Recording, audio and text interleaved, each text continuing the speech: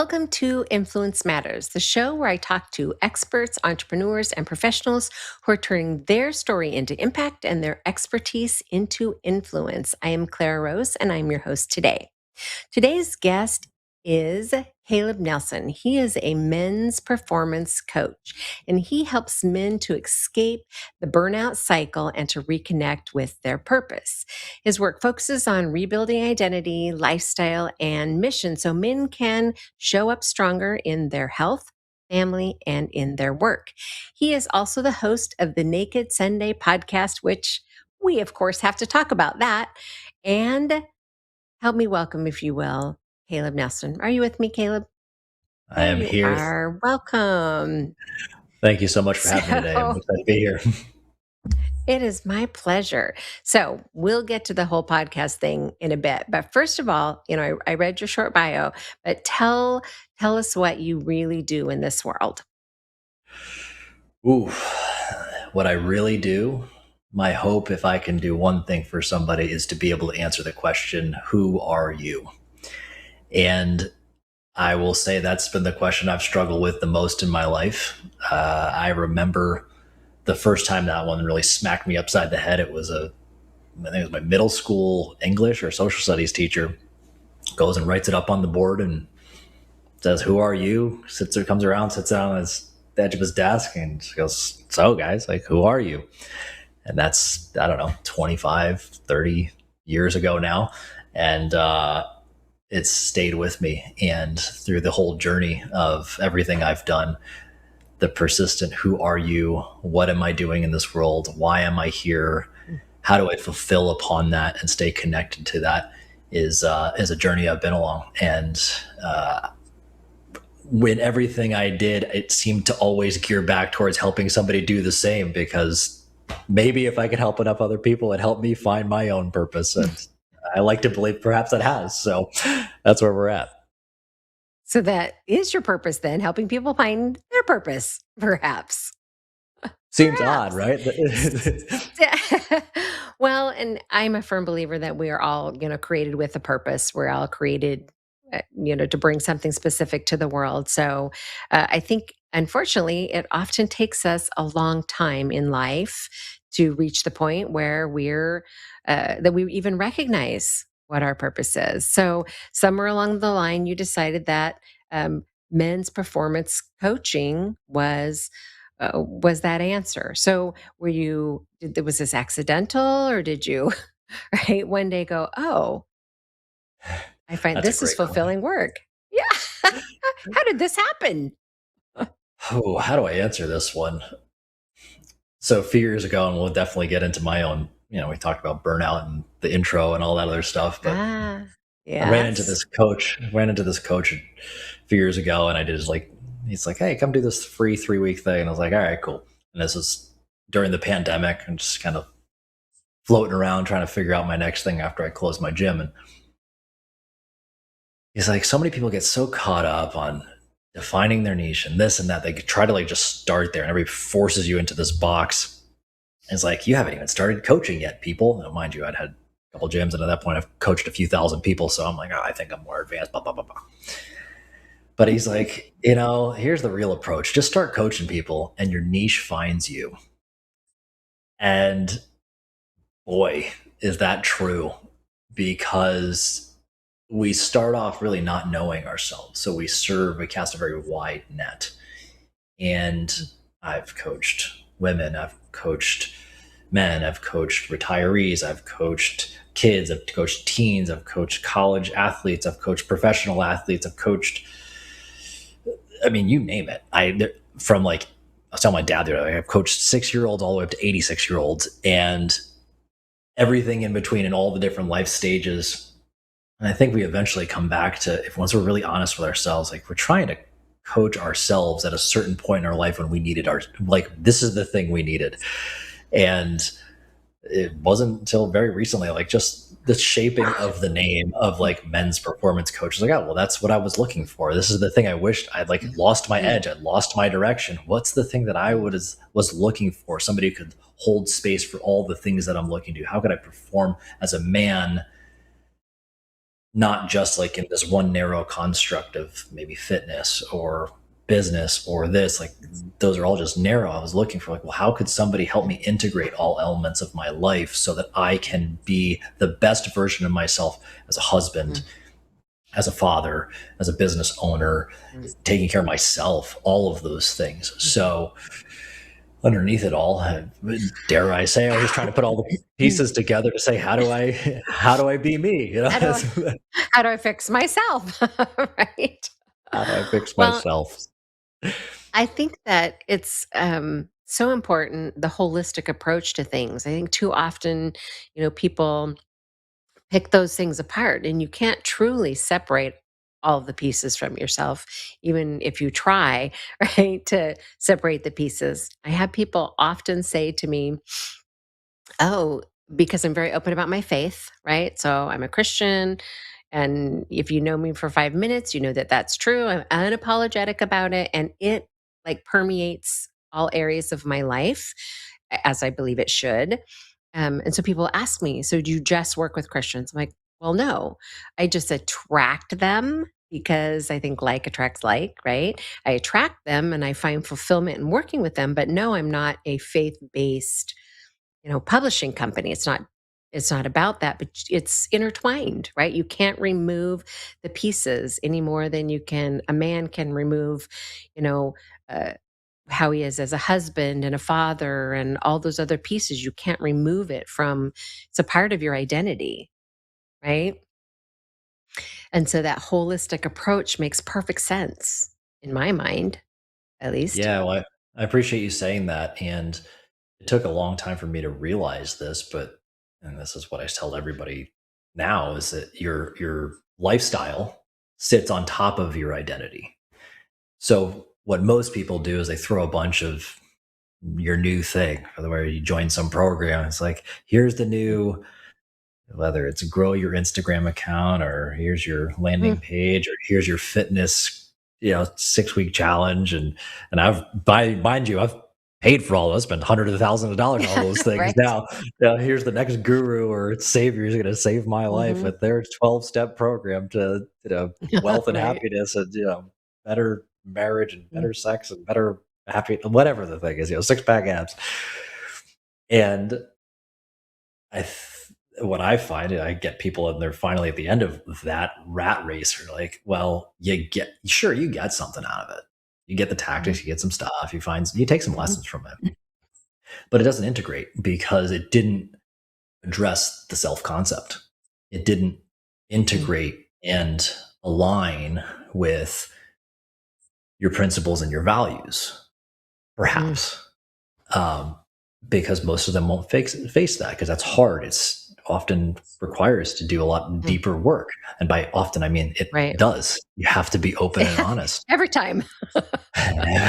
We're not going to grow up. We're not going to be Every honest with time. ourselves. Right. And that would, that we would call spiritual work or shadow work, or name your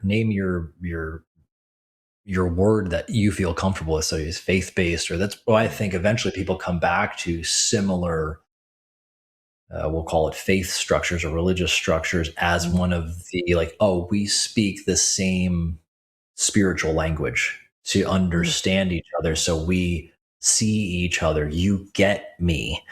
And we mm, feel safe for opening up all of the other stuff, because there's a few things that you just don't need to explain. And to that effect, everybody eventually finds this out. Like, I grew up in a cult, and the amount of times I've had people after they've heard that, like, well, I kind of grew up in one of those things too. And it's always like very rigid, dogmatic, yeah. religious structures in some way, shape, or form, a lot of guilt, shame constructs, and those things, and felt very oppressive. They felt very locked in. Go figure, those people tend to want to Mm, rid themselves of any type of mm, rigidity and whatnot. So mhm, they tend to be entrepreneurs or high performers, because they're just like, it's their semblance of control. Like, I control me. I mm, climbed the ladder enough. Nobody can hurt me. Nobody can tell me what to do. And you climb that ladder of success or climb that mountain of success long enough, you're like, well, it's pretty damn lonely on this mountain. So, Right. how and that's the, like, I jumped around from all these different things, and like, cool, you might have a massive bank account, and on the surface, you have like the Barbie wife, and you got the 2.5 kids and the American flag in your front Mm, yard, but like, you are deeply alone and empty on the inside, mm, because a lot of your success now becomes your job or whatever title you've held, or your mm, mhm, everything else becomes your identity. And call it the midlife crisis, call it whatever you want. That's where mm, that happens, because you have run from that. So finding somebody that can feel similar in those early upbringings and those early problems, those early pains of breaking free of, or just maybe some warmth and some commonality, like, oh, we're kind of coming home to ourselves in a way that is more healing. Maybe we stop running mm, from, we look to espouse and reconnect to that, but as more of a fully grown, mature adult, where we maybe don't mm, see the anger, the hate, the pain, the whatever, the fear that we ran mm. from in the beginning. Now we come back maybe with some more empathy and some understanding. Oh, maybe mom and dad didn't have it all figured out, because God forbid they're human beings and they're going through this life experience. Oh, well, Right. I felt that kind of way, and I had that client, or my kid said this, or Mhm, like, oh man, mhm. I really didn't know what I was talking about when I told mom and dad to go screw yourself, that kind of thing. Um, Right. so I've kind of, Because yeah, you'll learn this it's about me. I venture into different lanes, so I've kind of veered off in a lot of different paths here. no. No, I think that's it's super insightful for, and I think we all, or at least most of us, reach a point in our lives when we realize, oh, you know what, our parents didn't have it all figured out, right? Right. So you look, but when you're young, you think, ah, my parents broke me, and right, we all blame our parents for, all of our mistakes and all of our flaws and all of our right, all those things, right? So we're like quick to point the finger, and then at some point in life you realize, oh, uh, they were just human as well, right? And I can look at my own life now that I'm much older and I have children and grandchildren and now even a great grandchild. Like, I view life so differently. My the lens of my perspective has changed so much from when I was a young woman, Mm. right? Blaming my problems on my parents. So I think that's a place, if you're not there yet as a human being, that's a place that your coach can help you go, right? And help you maybe realize, right, that I think that's hugely insightful. Oh, So I want thank to talk about your performance coaching, like the program a little bit, what you do, because I think people, well, men, because you work with men specifically, are going to be interested in knowing how that kind of works. It sounds very one on one, right? This you. is not a group coaching experience when you're right when you're digging deep into the feelings and such, right? So it's a one Into on my one soul. experience when they yes, let's bare our soul in a group. Women can do that to a certain extent, but I don't see men being super comfortable in that. I could be wrong. Not as much.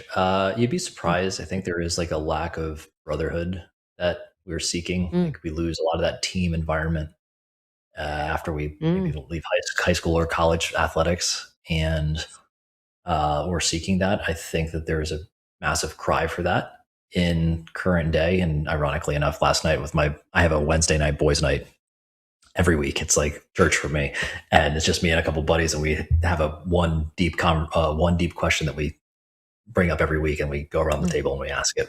Anyway, I was talking about having a retreat eventually, and a men's retreat, where I think that stuff can come to the surface in a space where, like, oh, that's doesn't have to be so scary, and like, oh my god, we can talk about feelings, and then like we can also rag on each other and have a good time, and like feel like, mm, we're boys too, like the same thing. mm, But yeah, so specifically the things that we work on is very, I look at my coaching style as like you're hiring a best friend.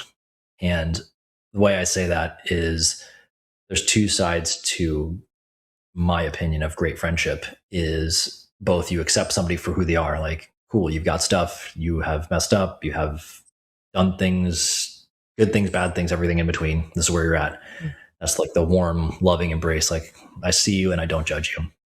The other side is accountability.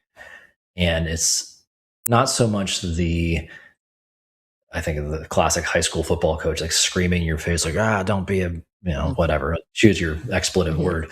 Uh, it's more, how do I help you align yourself with what you care about? You say you have these aspirations. The people I work with tend to have a lot of like impact and purpose driven type of things Mm. that they're looking to espouse and pour into the world. Mm. You Right. have all these things, but you're stuck in this weird gray area. You maybe have lost your edge. Like, why do I feel this malaise, or I can't just willpower myself through things? Mm. Well, the problem is your entire identity has been wrapped up in surface level labels. So whether it is your religion, your bank account, your job title, your marital status, if you're a parent or not a parent, tends to be a lot of parents because you start to Mhm. think differently about the world when you have kids. I've Mhm. yet to meet somebody who doesn't. Uh, Whatever it is, like, we can add every single label because there's a million labels apparently now in the world, that we just want to keep coming up with new group names to belong and feel Mhm. like we're not alone, yet feel more and more alone every single time it happens. Right. Uh, Correct me if I'm wrong. The Nope. problem is, like, we're Mm. juggling all these identities, and it's like saying every time I go from work to home, like the ground underneath me just completely shifted. When the reality is, Mm. your center, your identity, your foundation underneath you always needs to be the same. And so the first thing we really need to take care of is your principles that you stand upon. And that's your Mm. identity. When you think about your life as your values and your principles, that, what I would call, from layman's terms or non-secular, I'm getting the right term there, like, it's spirituality. What is my Mhm. identity? And those are able to flow into those roles. So if my principles and my values are this, well, how do I apply those as a father? How do I apply those as a Mm. husband? How do I apply that even as a son? How do I apply that as a business owner or an executive or a friend, or to my body? How am I applying those? Well, the answer always becomes pretty much the same thing. And Mm. that's a lot simpler Mhm. because you're not taking off one suit of armor and then putting on a new one every time you Mm. walk from place to place to place. Dare I call this authenticity? You're just the same person Mm. everywhere you go. And where this manifests itself is to now look at our calendars. Time is a really beautiful thing at looking at. It's just a construct, but it Mhm. reflects how we want to spend our time. Who, what, where, when, why, how is all on our Mhm. calendar, on our schedules. Yep. And I know for myself, when I looked at my calendar back when I was at peak burnout state, I didn't see myself anywhere on there. And if you feel burnt out, men that are listening to this, chances are you feel the same right now. Mm. And that should tell you something. If you feel a lot of obligation, you feel a lot of weight, you feel a lot of heaviness, you feel a lot of overwhelm, maybe persistent anxiety, when you look at your schedule, it's because it's a lot of have tos. I gotta, and you're running from this to this, Mhm. putting out fires. Well, it's because of that. When you change this, you start to reorganize your life. You start to build more space because you start to get very clear on who, what, where, why, and how you want to be spending your time. You start to leverage your time more intentionally. Ironically, you find that you get a lot of time back because you were just busy spinning your wheels, Mm. mostly staying distracted to avoid the existential angst you've been dealing with. So that happens. So lifestyle design becomes part of it. That will affect, what are your health practices? How are we making sure that Mm. we're taking care of your body, your mind, your spirit, your emotional well-being? Mm. How are you showing up in your marriage, in your as a parent, as a father? How are you showing up at work as a leader? We'll integrate those things. And the final thing that really emerges from this is missions. But I look at values. Say we're going through the jungle and we're trying to trek a new path. the mountain that's behind all the trees and the brush and the things, that's your purpose. But we have this jungle of vines and stuff that's in front of us. Mm, Your values and your principles are the machete that helps you chop it away. And as you keep going, it becomes clear and it rises. There's a story. It's out there, but the first time it ever connected with me was my father. He's an artist and he studied at the San Francisco Art Institute.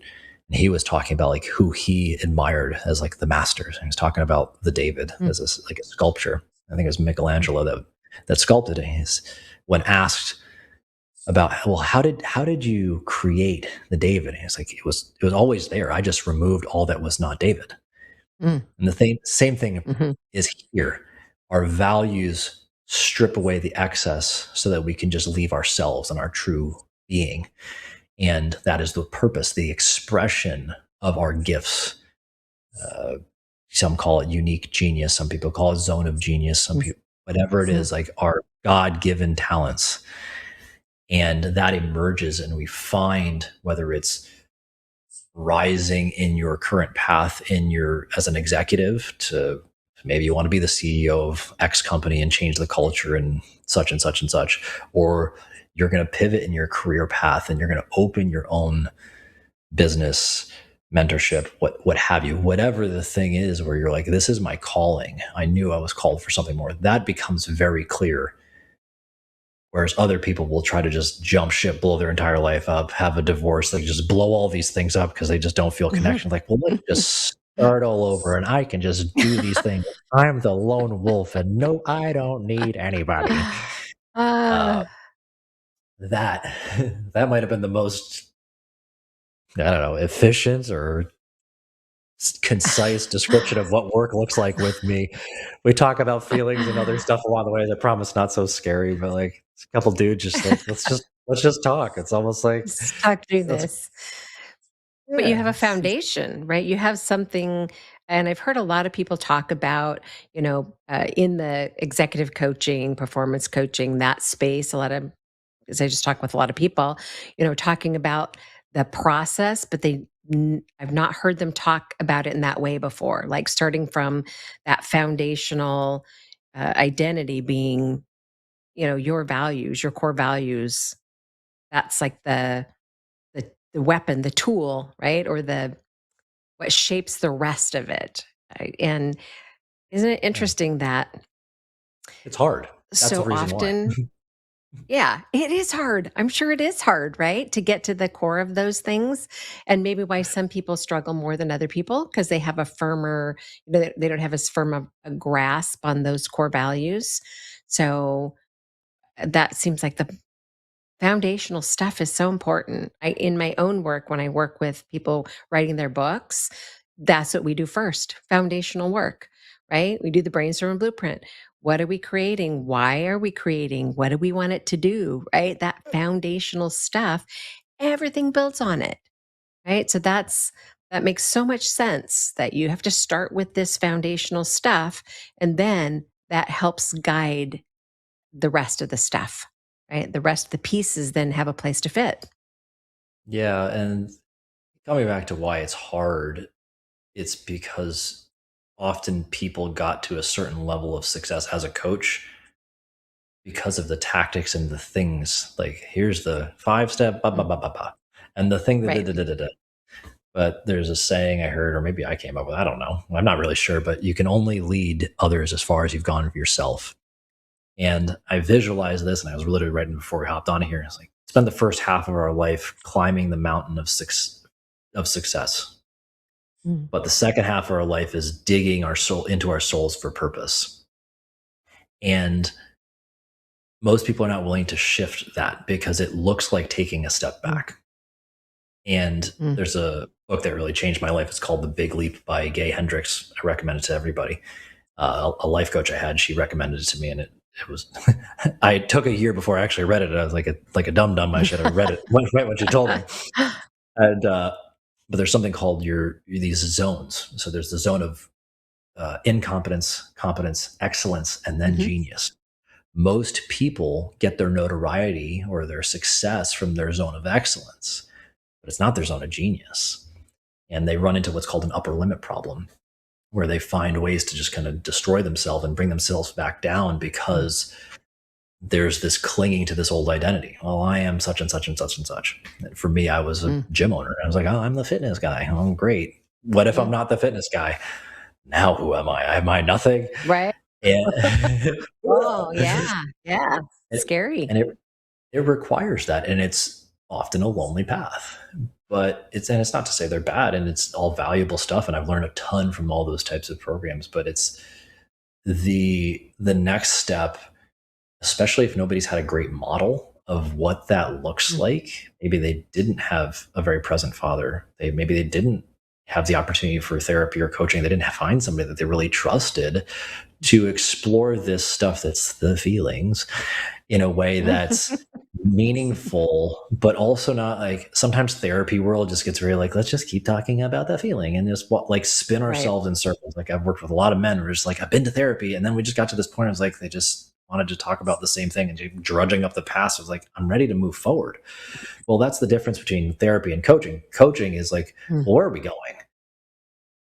Like, let's move forward with life. Like, got it, stuff happened, and we do need to do that. If you don't like, what I think is super valuable about your work with, like, what's your blueprint, how you do the stuff is, well, if you don't know where you've been, you definitely are going to repeat the problems of your past. You need to understand this, and that way you can channel your energy appropriately. But eventually it's got to be going forward, and kind of what we're talking about here. What I think, I associate a lot of things to building. And if you're going to build a house, mind you, I've never built a house, but I've worked with a few construction people in my day. And like, the most unsexy, but most important and most expensive thing you spend your time on is building your foundation. Because if you build it in mud, the first storm that rushes through is going to, the whole thing goes away. But build your foundation, then you have your blueprint. You got to clear it out first. You got to first clear and make some space, make your blueprint, and then you start to build. But most people just shove a bunch of new habits and tactics and stuff down your throat because whatever. That's like shoving 10 pounds of junk into a 5-pound bag. Nothing will stick. Nothing will stick. Yeah. And if we can instead give ourselves permission to take a step back, unpack some of the stuff, like, oh, cool. Like, well, no wonder I was stressed out, because I'm going 1,000 miles an hour to the left, but where I want to go and need to go is to the right. Well, that was a lot of extra effort to get nowhere, to come right back to where I'm at. So why don't we just slowly start going right? I'm making more progress than what I was doing beforehand, but it doesn't feel as hard, bro. I was like, well, yeah. Sorry, like, like the hustle and grind culture that got you here was great. You have work ethic, but you're not, like, what got you here will not take you there. You need to adjust strategies, and it's hard because you have to wean yourself off your old drug, and then deal with something new, deal with yourself to be able to bring about your actual definition of success. And that just takes patience and time and reapplying. It's a scary shift, but it takes courage. And that's why so few will make it. Yeah. Dang it, we're out of time. Thank you so much for, really quickly, where can people connect with you? Where can men connect with you? Yes, the easiest way is go to my Instagram. I am Caleb Nelson on Instagram. You'll probably see a lot of pictures of me and my daughter, little 1-year-old, probably drooling. I don't think I have any drool or spit up on me right now. Puking on you. Yeah. Okay. It's real life with Caleb here. So yeah, that's the easiest way to find me. That's right. Perfect. Okay. Thank you for being here, my friend. All right, guys. If that's you, if you are in need of someone to connect with you and help you get in touch with your identity, hop on over to Instagram and connect with I am Caleb Nelson, and he can help you out.